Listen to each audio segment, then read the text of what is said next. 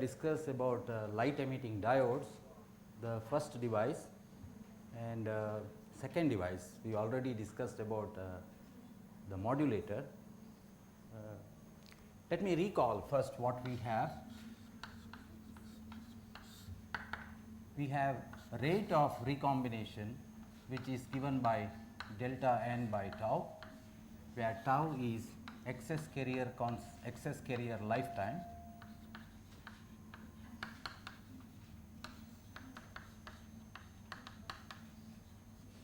delta n is excess carrier concentration, and this is rate of injection or rate of recombination. We also have 1 over tau is equal to 1 over tau r plus 1 over tau nr. Tau r is the radiative recombination lifetime and tau nr is the non-radiative recombination lifetime. And we have written the internal quantum efficiency eta I as the fraction tau divided by tau r. Basically, it is the ratio of radiative transitions to the total number of transitions, radiative recombinations to total number of recombinations. And then we have found out an expression for the optical power generated, which is equal to eta I into I by E into h. Note that this is nothing but the photon flux. Power generated is photon flux multiplied by energy of one photon. So, this is photon flux. Photon flux. I by E is actually electron flux. I is charge per second and I by E is number of charges per second, and therefore, this is the carrier flux multiplied by eta I gives you the photon flux multiplied by energy of photon gives you the optical power generated. This is the optical power generated. So, if you take a semiconductor here, a PN junction, as I said, the easiest way of current injection is a forward biased PN junction here. In the junction region, we know that in the junction region we have recombinations taking place and light generated. So, spontaneously recombinations are taking place and light is generated. So, the generated light is coming out in all directions because it is primarily spontaneous emission, because stimulated emission will dominate only when EFC minus EFV becomes greater than h nu, otherwise you are in the domain of spontaneous emission. So, the light generated is emitted. We want to know, so this expression refers to the light generated, but what is the output power? En route, when the photon is coming out, when radiation is coming out, there can be losses, and therefore, the actual power output will be less than the power generated. If eta E is the extraction efficiency, which means out of the generated power, the fractional power that is being extracted out, then the power output P out will be equal to eta I eta E into P generated. I have dropped the optical because we are talking of optical power only, and therefore, this is equal to eta I into eta E into I by E into h. This is the power output, where eta E is a fraction. So, this eta E is less than 1, it is a fractional power which is coming out of the total generated power. This quantity is written as eta external into I by E into h. This is called, where eta external is called external efficiency.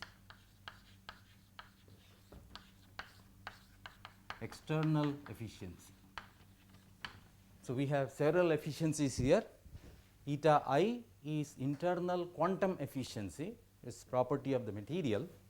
Eta E is the extraction efficiency. As you will see, it will depend on the device structure, eta E, that is what we will be discussing now. Eta E is the device extraction efficiency depending on the device structure, and eta external is called the eta external efficiency. So, internal quantum efficiency and external efficiency. External efficiency determines what is the power output. So, P out is equal to eta. So, this is the expression that we need. P out is equal to eta external into I by E into h nu.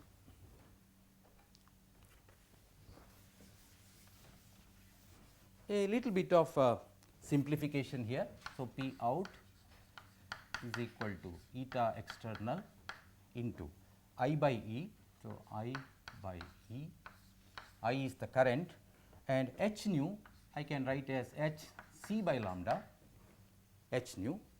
So, this is equal to eta external into h c by E, all are constant, Planck's constant, velocity of light and charge into 1 by lambda, I by lambda, I by lambda.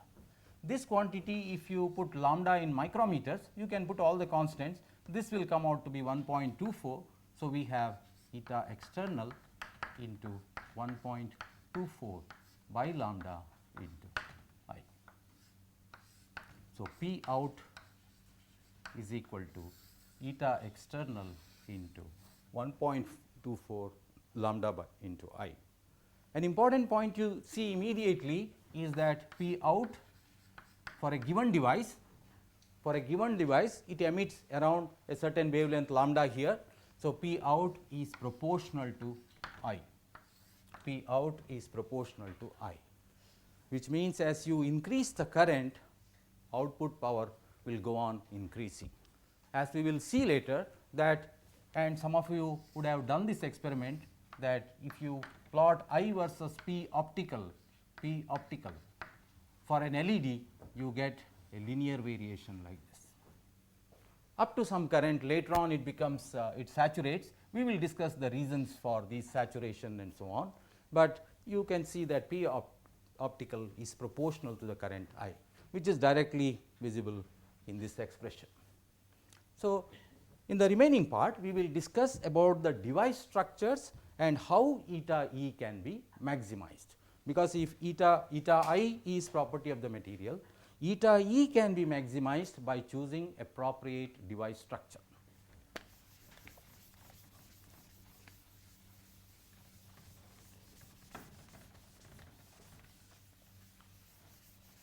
Basically, there are two types of the devices are broadly classified into two categories. One is called the surface emitting LED and the other one the edge emitting LED. We will see the device structure, and depending on the applications one would choose either a surface emitting LED or an edge emitting LED. There are further variants of these, but broadly LEDs are classified into two categories. One is LEDs structure, device structure.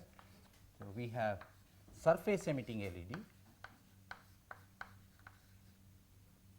surface emitting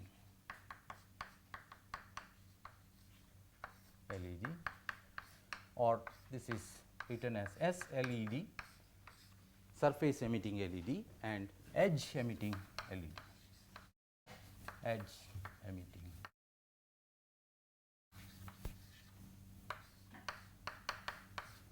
Which is called ELED, ELED.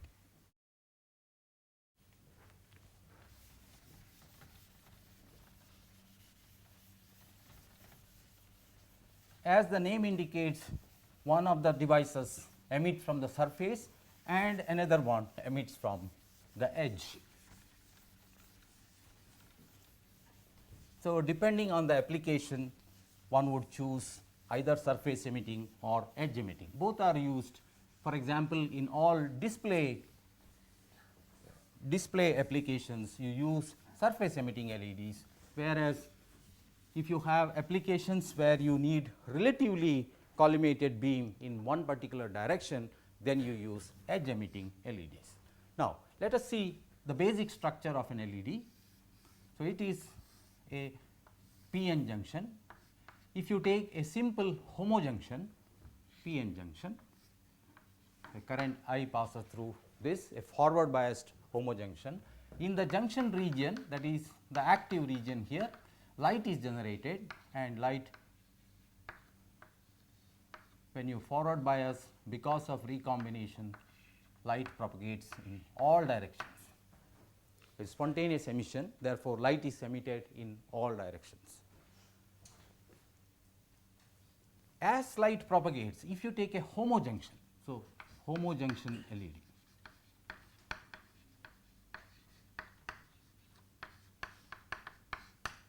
homojunction LED, that is, it could be a p type gallium arsenide and n type gallium arsenide, n doped gallium arsenide, homojunction. What you see is that if I plot the band diagram,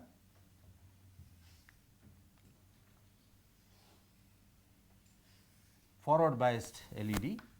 So, the EFC and EFV have split.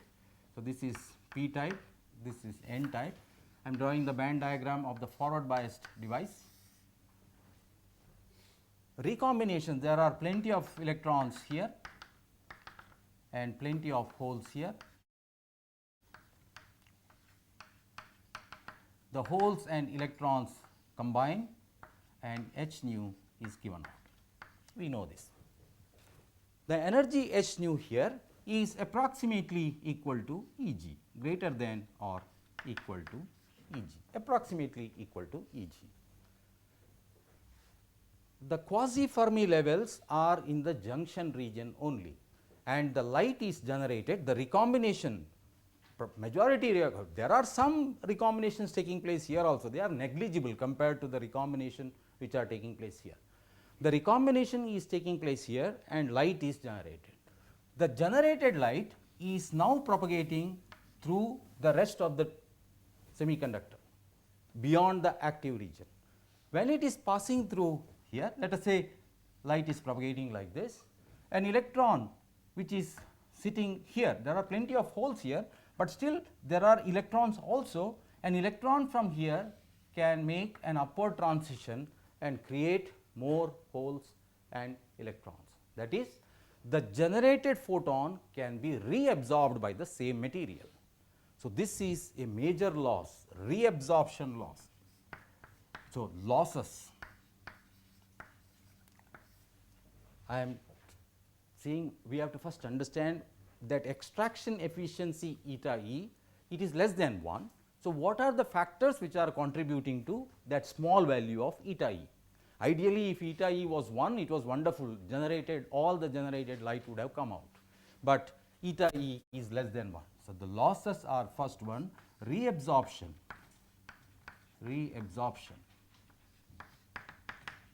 of the generated photon, outside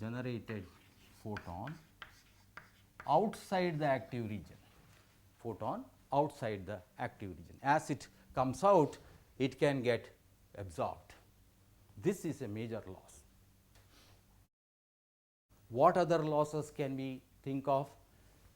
This diagram, let me draw it again here. So, this is the junction region. Light is traveling in this direction here. Let us say it is traveling here. These are metal electrodes.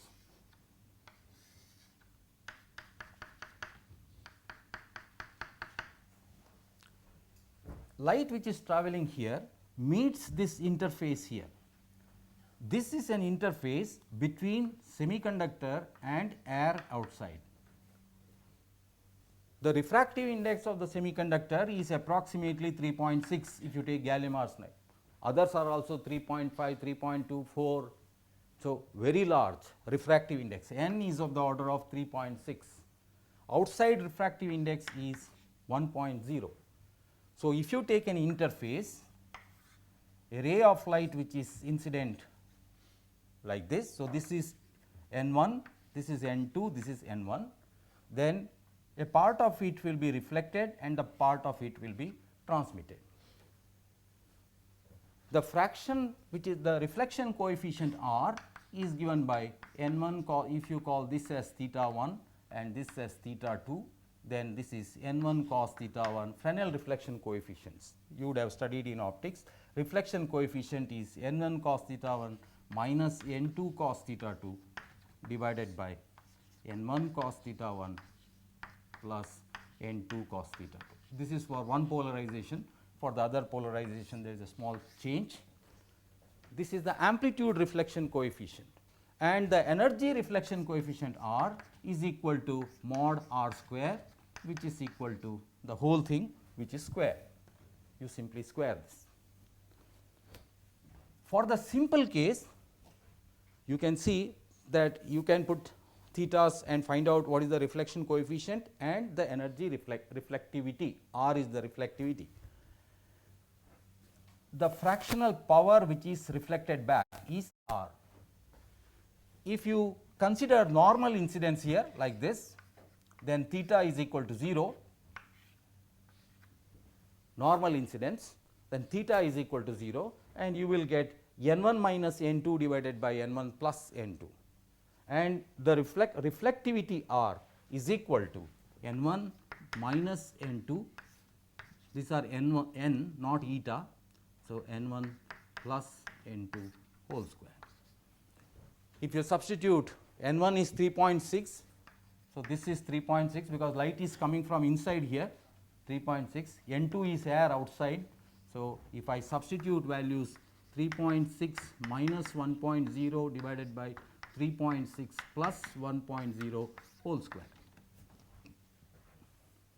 and this is approximately equal to 0.32. That means the reflectivity is 32% even for normal incidence. If it is at an angle, it will be more.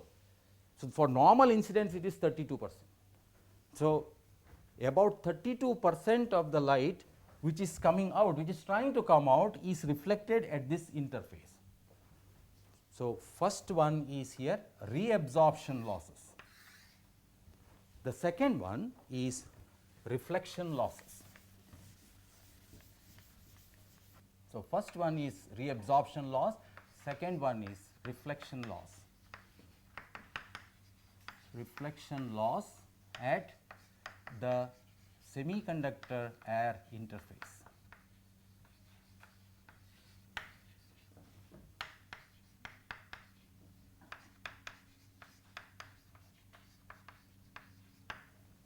So, the light which is trying to come out is again reflected back, only a part of it is coming out. Now, more importantly, you see light is coming from a denser medium to rarer medium. This is a denser medium, outside is a rarer medium. So, there is a possibility of total internal reflection. And what is the total internal? So, if light is incident like this at an angle theta, and this is n1, this is n2, then the critical angle theta c is sin inverse of n2 by n1. If theta is greater than theta c, then it will be totally reflected. There is no light coming out. So, light is trying to come out here.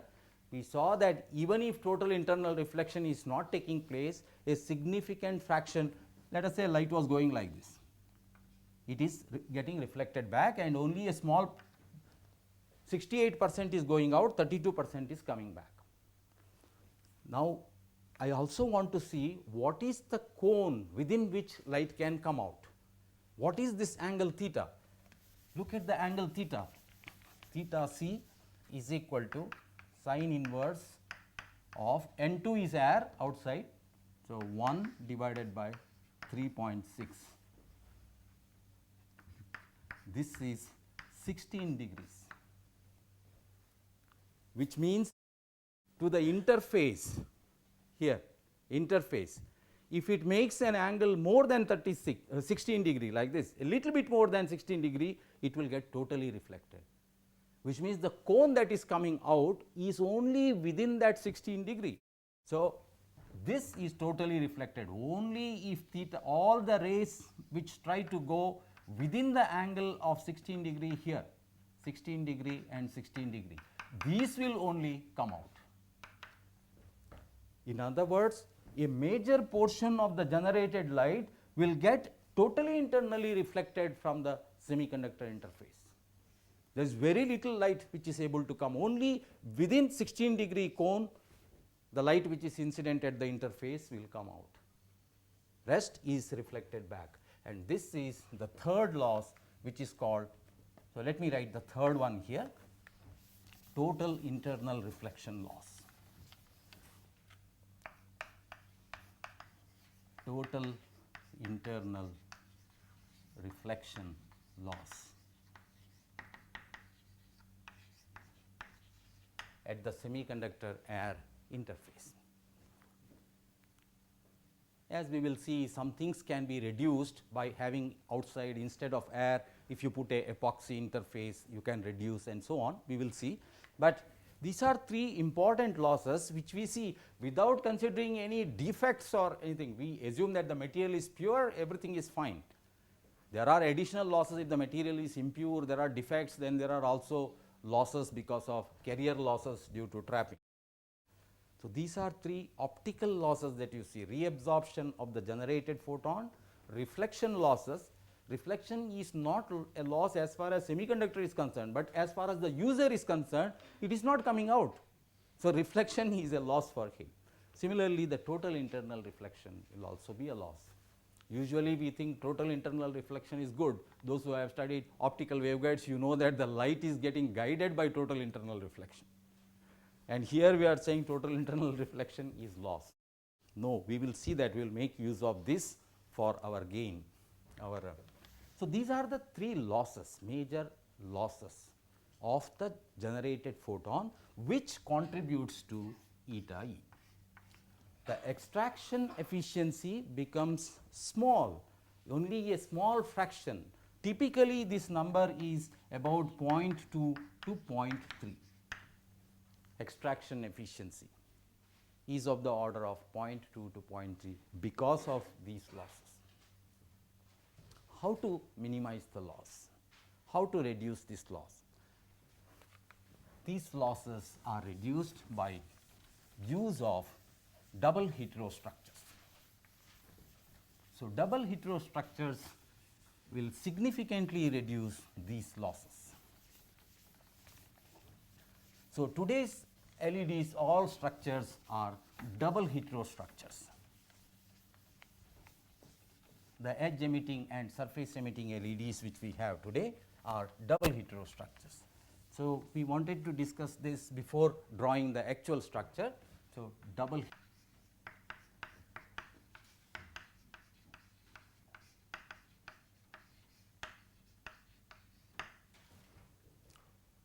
So, use of double hetero structures. So, use of double hetero structures to minimize losses,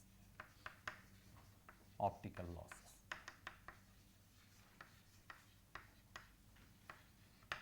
How would double hetero structure? Okay, let me first draw a structure.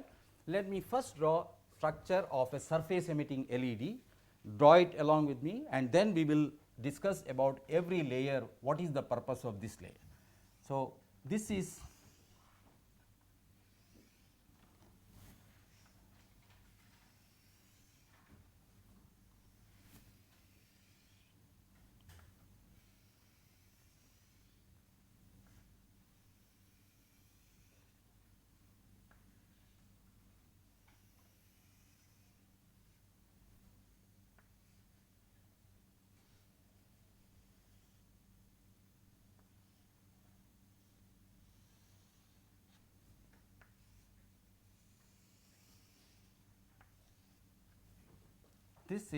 N gallium arsenide substrate on which a layer of N aluminum gallium arsenide is deposited, aluminum gallium arsenide, over which an active region is deposited. This is active. Active could be gallium arsenide, active could be aluminum gallium arsenide, but with a different composition. For example, if I put this as Al 0.3, I hope you can see this, Al 0.3, gallium will be 0.7 arsenic. Then this active could be Al 0.1, gallium 0.9 arsenic, or it could be pure gallium arsenide also. So, the active region, and above this we have, let me write it to the other side, P aluminum gallium arsenide, Al 0.3, gallium 0.7. The numbers I am taking only as an example, this one, and usually above this there is a P layer. Okay, let me draw this P plus gallium arsenide, you would know why, and then we have, I will draw the structure and then I will explain what are the roles of each of these layers.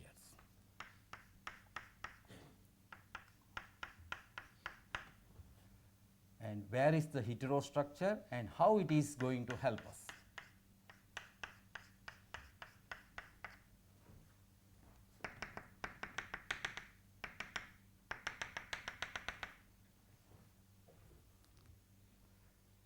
This is SiO2 silica blocking layer.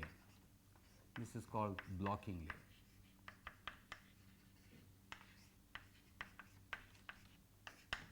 This is the contact electrode. So, let me show it like this, N side. So, this is negative, minus, and we have the positive contact electrode here, positive, and this is a dielectric window. It could be silicon nitride, many times people use silicon nitride,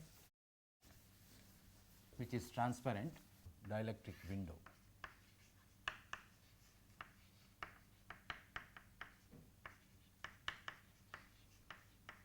The dielectric window is required for light to come out. Carriers are flowing here. So, see this structure, this is a vertical section. So, the LED is like this. So, we have taken out a section of this. These are non-conducting silica blocking layer, and here is a window. So, the carriers, when you forward bias, the carriers flow towards this. Please see this, the carriers are flowing here like this. What I have shown, this is flow of carriers, electrons and holes, flow of carriers, because there is no current which can flow here. There is a insulating layer, silica. The metal is here, semiconductor is here. So, it is making contact here and the carriers are flowing in this way. When it flows in this region, this is our active region.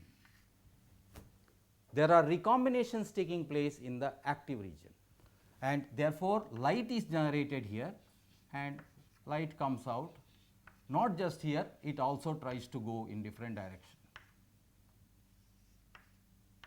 as before. It tries to come out in different directions.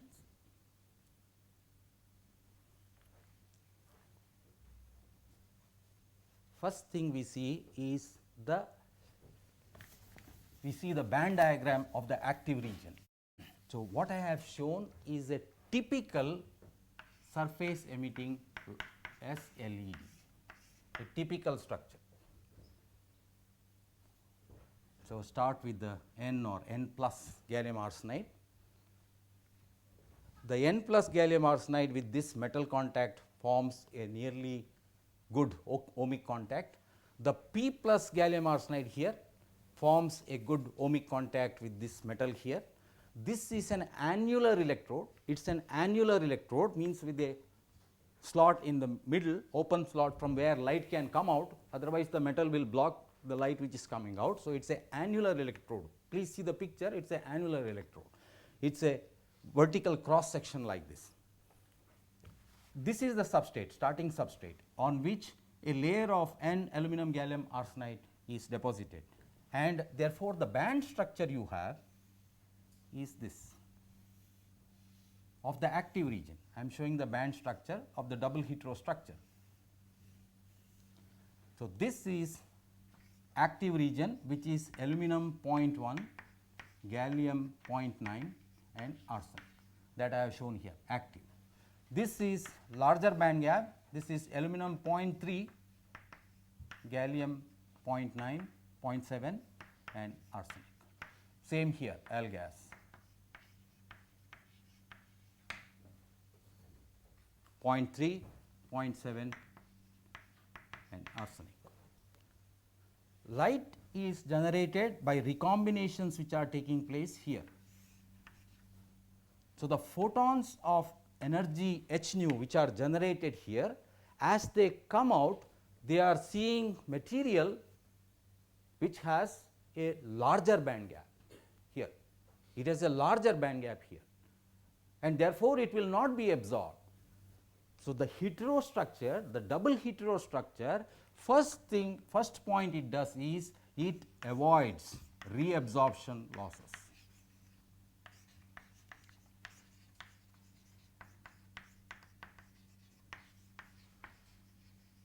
Reabsorption losses. The top gallium arsenide layer here is very thin. In fact, in gallium arsenide it would get absorbed, but that is a very thin layer, P plus layer. So, this avoids reabsorption losses. In the homojunction, recall that outside everywhere it was the same material and it could have been absorbed again. Here it avoids reabsorption losses. This is the first point it does. Second thing, we have already seen that when you forward bias it, the carrier density becomes very large in this area. You recall we had discussed the energy band diagram, and that time I had mentioned that one important advantage of double hetero structure is carrier confinement. Carrier confinement. For the same carrier confinement is the, so this is avoiding reabsorption losses. The second important advantage of double hetero structure is carrier confinement. We already discussed 2 times, so I am not again going into that. What it simply means is, for the same given current, the carrier concentration, excess carrier concentration delta n can become very large, because the carriers are confined to a small dimension in space.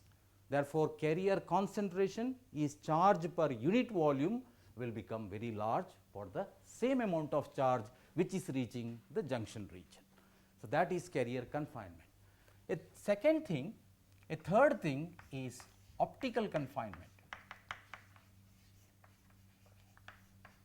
Optical confinement. Optical confinement.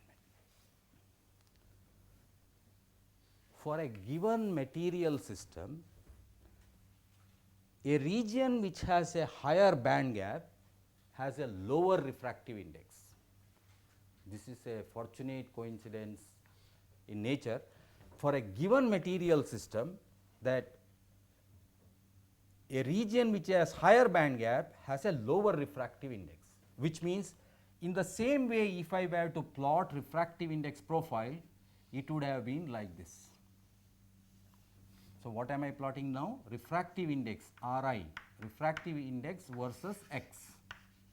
Here this was E versus x, band gap variation. This is refractive index versus x, which means if I see this only, let me show only the active region, not the entire structure. So, what you have is, this is the active region which has a smaller band gap, has a larger refractive index. So, it is like refractive index n1 here and n2 here, which is less than n1. So, n2 less than n1. So, the light which is generated here, light that is generated, of course, those which come at a larger angle than the critical angle will go out like this, but those which are travelling at an angle which is smaller than the critical angle, they will get trapped inside and they will behave like an optical waveguide and light comes out from the edges. And this property is made use of in realizing edge emitting LEDs. Optical confinement. So, optical confinement refers to the optical energy which is generated in the active region, that is confined because of optical wave guiding action. And why do we have wave guiding action? Because the region outside has a higher band gap, this has a lower refractive index compared to this, and the optical wave guiding action confines the optical energy.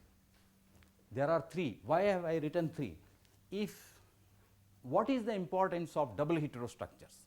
Double heterostructures have three important advantages. There are more in terms of design flexibility, but three important advantages. You can call this as 1, this 2 and this 3 or any order, but these are the three most important advantages of a double heterostructure. 1, carrier confinement, 2, optical confinement, and 3, lower reabsorption losses, reduced reabsorption losses. This is a surface emitting LED.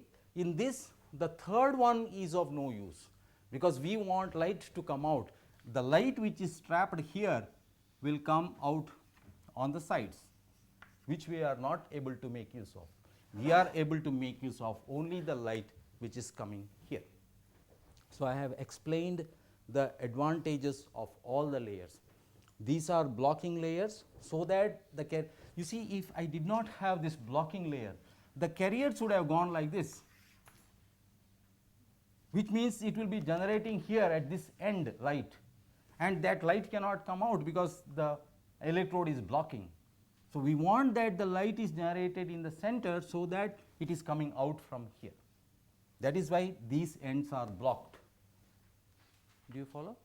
So, this is a typical structure of a surface emitting LED. Now, the edge emitting LED has a similar structure which makes use of the third point, namely the optical confinement. The other 2 points are anyhow made use of, but it also makes use of the third point. The other LED, the surface emitting LED, does not make use of that point. In other words, whatever light trapped which goes to the sides is a waste as far as surface emitting LED is concerned. So, the edge emitting LED structure looks like this. So, now you can draw very quickly. So, we have the metal electrode,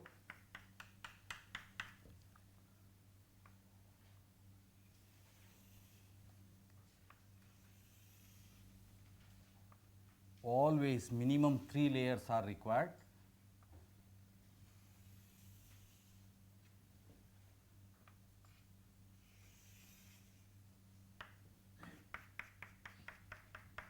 To form the double heterostructure. So, this is the active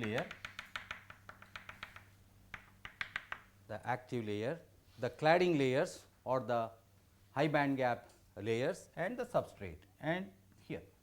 So, this is, if you start with N or N plus gallium arsenide substrate, and then you have the aluminum gallium arsenide, or the materials we will discuss. There are a number of materials depending on the wavelength of interest. We will discuss this separately. Aluminum gallium arsenide. Right now, I am choosing this because we have already studied the details of this, and that is the active. The edge emitting LED looks like this. Typical dimension here is of the order of 200 to 300 micrometer, the length here. Here this thickness is approximately 60 micrometers, the substrate. Each of these layers, the active layer is typically about 0.2 micrometer is the thickness of active layer, 0.2 micrometer. The outside cladding layers are typically 0.5, 0.6 micrometer. the outside cladding layers. So, this whole thing is only 1 micron. This substrate is about 50 micron, the whole thing is only about 1 micron. So, same thing here, length is here about 200 micron, this is 0.2 micron, 0.2 micrometer. In the edge emitting LED, the light which is going like this will be lost, just like in the surface emitting LED, light which is going to the sides is lost, that is not being used, that is not used. But in this case, the light which is going in this direction, that all the light that is generated in this direction will get trapped optically, they will not be lost, and therefore, they will all come out in this fashion here. So, the light comes out here, this is the light cone which is coming out from the ends, both the ends. We will discuss about its characteristic, how does the cone look like, etc., a little later when we discuss the device characteristics, but right now I am focusing on device structure. This is called an edge emitting LED because light is emitted from the edges. This is a surface emitting LED, as the name indicates, light is emitted from the surface. There are applications where you need light to come out like a torch light, directional light. You want to couple this, for example, to an optical fiber, then you would like light to come directionally. Of course, you will need a little bit of focusing lens or whatever to couple into the device that you want, but edge emitting light LEDs give directional lights, not parallel, but directional. Surface emitting lights give LED over a wide range of angles. This is required for displays, because in a display, if light is coming only like this, those who are sitting on the other side would not be able to see, because light is going only in this direction. So, in a display you would like light to come out over a wide region. That is why you can see all those red LEDs which are displayed on, which are used as display LEDs on instrument panels, they are all surface emitting LEDs, because light has to come out everywhere so that one can see from the sides also.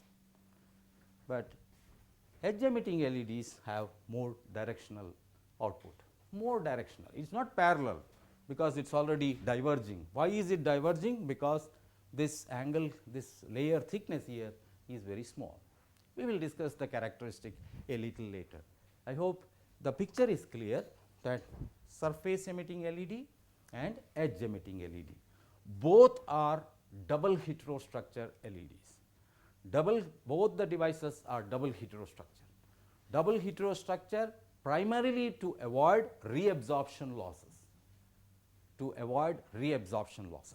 In this case, the third property of double heterostructure, namely optical confinement to the waveguide, is also made use of, so that light is coming from an edge with more directionality. A little bit a different version of this also is used, which is called superluminescent diode. We will discuss about this when we come to the characteristics. So, LEDs broadly have two device structures, surface emitting LEDs and edge emitting LED.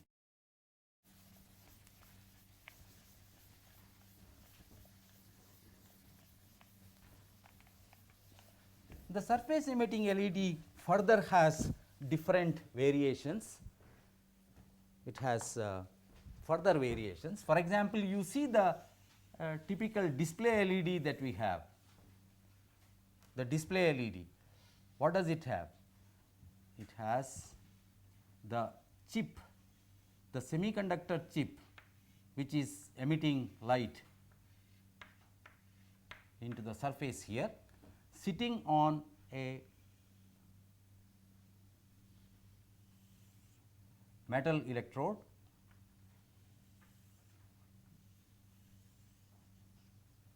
and another electrode here.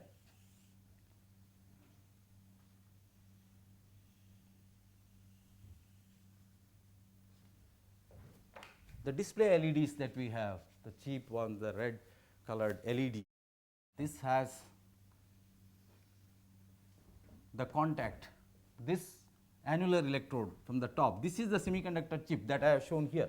The whole thing which I have shown is this small chip here sitting, and this is the lead which is positive in this, the longer one. So, this is positive, this is negative. This is the dielectric encapsulation, dielectric encapsulation.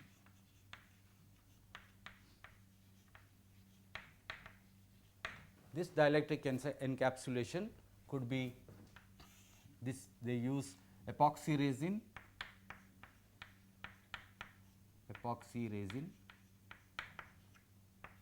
which solidifies epoxy resin, or also acrylic plastics.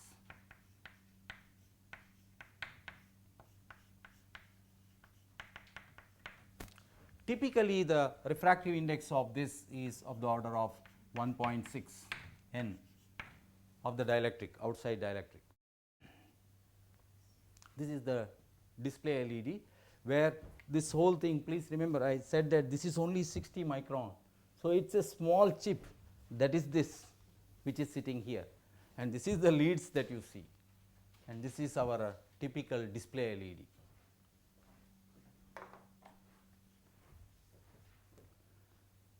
The dielectric encapsulation helps, one, to protect the chip, to protect the semiconductor chip.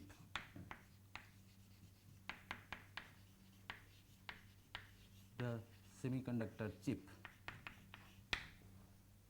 Second, it also helps, no explanation is required, right, to protect the chip, because it is a dielectric encapsulation. So, to protect the chip from ambient exposure to air and damage. So, it is now so rugged that you can simply throw it, nothing happens, because it is now protected fully into encapsulated. The second one, to reduce reflection losses.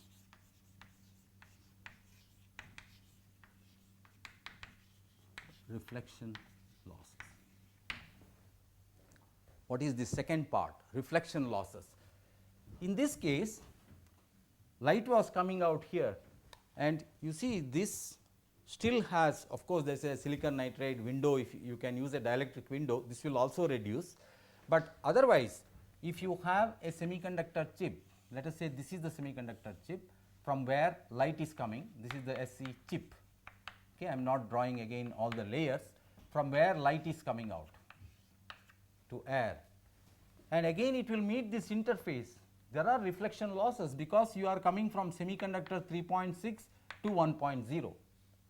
This is what the reflection loss that we were talking about. If you put a dielectric encapsulation, now it is like this. Earlier we had 3.6 and 1.0 air interface between 3.6 and 1.0. Now we have 3.6, 1.6 and 1. So, 3.6, 1.6 and 1. If you calculate the reflection which is coming, so there is light going from here, you find out the reflection that is coming with the two interfaces and one interface, you will see that the reflection loss is reduced. Here 32% is reflected, which means 68% is transmitted. You apply the same formula for these two interfaces. This is not interference, it is not, because it is a bulk, big layers. These are not interference layers, not multi-layer interference. This is bulk. But even in bulk, you first find out the reflection coefficient here, find out what is the reflectivity, find out the reflection coefficient here, and take the product of the two. If R1 is the reflectivity here, R2 is the reflectivity, the net reflectivity will be R1 into R2, the product. You will see that this will be allowing almost 82%. Put some numbers and see, the output here will be 82%, here output will be 68%. So, it has already reduced the reflection loss. So, the dielectric encapsulation helps in to protect the chip, but also to reduce the reflection losses. So, this is the structure of the surface emitting LED. More of the details about what are the characteristics, how does this structure and the edge emitting structure affect the characteristic, we will discuss in the next class, that is device characteristics. We have discussed the device structure, next we will discuss device characteristics. I will stop here.